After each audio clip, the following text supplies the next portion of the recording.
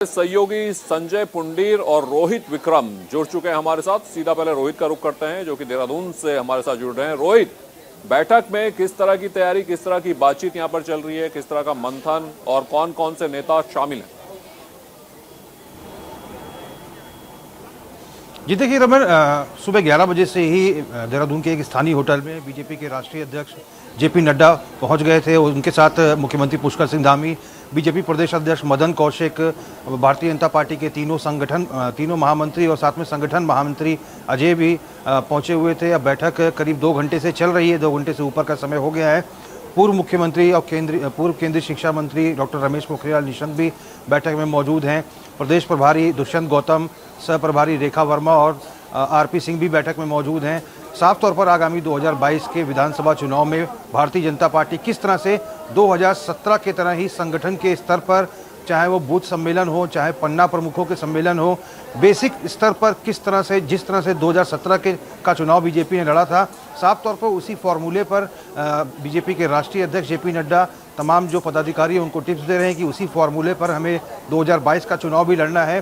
Basic स्तर पर चाहे वो बूथ सम्मेलन हो, बूथ को मजबूत करने की बात हो, पन्ना प्रमुखों को मजबूत करने की बात हो, हर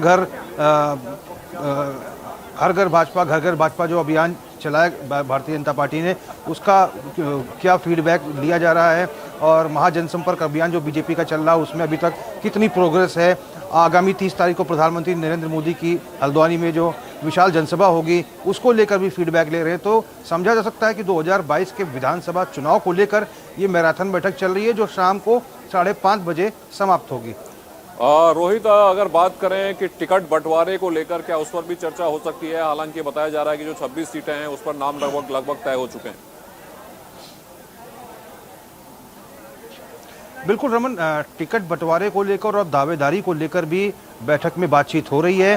क्योंकि बीजेपी ने जो पैमाना तय किया है टिकट आवंटन का, वो बीजेपी का स्पष्ट तौर पर कहना है कि ऐसे नेता को टिकट दिया जाएगा और ऐसे नेता को प्राथमिकता मिलेगी टिकट में जो कोरोना काल के दौरान जिसने अपनी सक्रिय भूमिका निभाई हो, क्षेत्र में जनता के प्रति जवाबदेही हो, उसकी जनता के सुख दुख में जिसने काम किया हो और क्षेत्र में बीजेपी को मजबूत करने का काम किया हो। तो ये पैमाने बीजेपी के रहने वाले टिकट आवंटन को लेकर इन विषयों पर भी बीजेपी के राष्ट्रीय अध्यक्ष जेपी नड्डा को तमाम जो संगठन के नेता हैं, प्रदेश अध्यक्ष, वो फीडबैक दे रहे हैं और गहन चिंतन मंथन चल रहा है कई विषयों पर।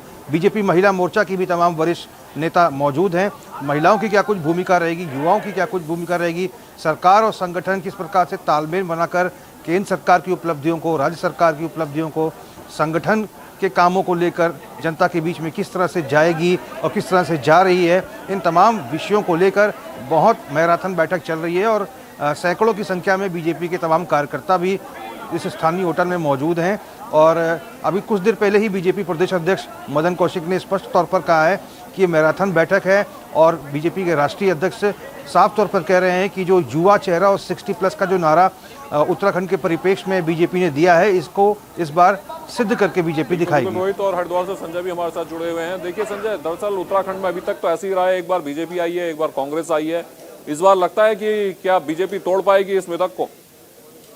अब बिल्कुल रमन, आपको बता दें जिस तरीके से मिशन उत्तराखंड की तैयारी में जो भारतीय जनता पार्टी है वो जुट गई है। हालांकि इसी की तैयारियों का जायजा लेने आज खुद राष्ट्रीय अध्यक्ष जेपी नड्डा पहुंचे। हालांकि 70 की 70 विधानसभाओं पर आज समीक्षा बैठक की जा रही है और इस बैठक में तमाम जो प्रभारी हैं, जो कार्यकर्ता है, वो शामिल हो रहे हैं। हालांकि कहा जा सकता है कि अगर उत्तराखंड की राजनीति की बात की जाए तो एक बार कांग्रेस, एक बार भाजपा, एक बार कांग्रेस, एक बार भाजपा, लेकिन इस बार कहीं ना कहीं एक तीसरी पार्टी ने भी उत्तराखंड में अपनी जमीन तलाश रही है, जिसे आम आदमी पार्टी कहा जा सकता है। ऐसे में अब इनकी राह कितनी आसान होगी, इसी के लिए तैयारी में लगातार ही जो संगठन है वो पूरी युद्ध स्तर पर तैयारी कर रहा है। और रमन, आपको बता दें उत्तराखंड की राजनीति में जिस तरह से लगातार एक के बाद एक भूचाल आ रहा है, उसका कितना चुनाव पर असर पड़ेगा ये भी देखने वाली बात होगी। लेकिन जो भारतीय जनता पार्टी के कार्यकर्ता है और बड़े स्टार प्रचारक है, वो कहीं ना कहीं उत्तराखंड का रुख कर रहे हैं। ऐसे में कहा जा सकता है कि आगामी 2022 की चुनाव को लेकर जो पार्टी के नेता है, कार्यकर्ता है, वो पूरी तरह सक्रिय दिखाई दे रहे हैं। जी रमन। बिल्कुल संजय, रोहित, आप बने रहिए हमारे साथ, तमाम खबरों के अपडेट के लिए आपके पास आते रहेंगे।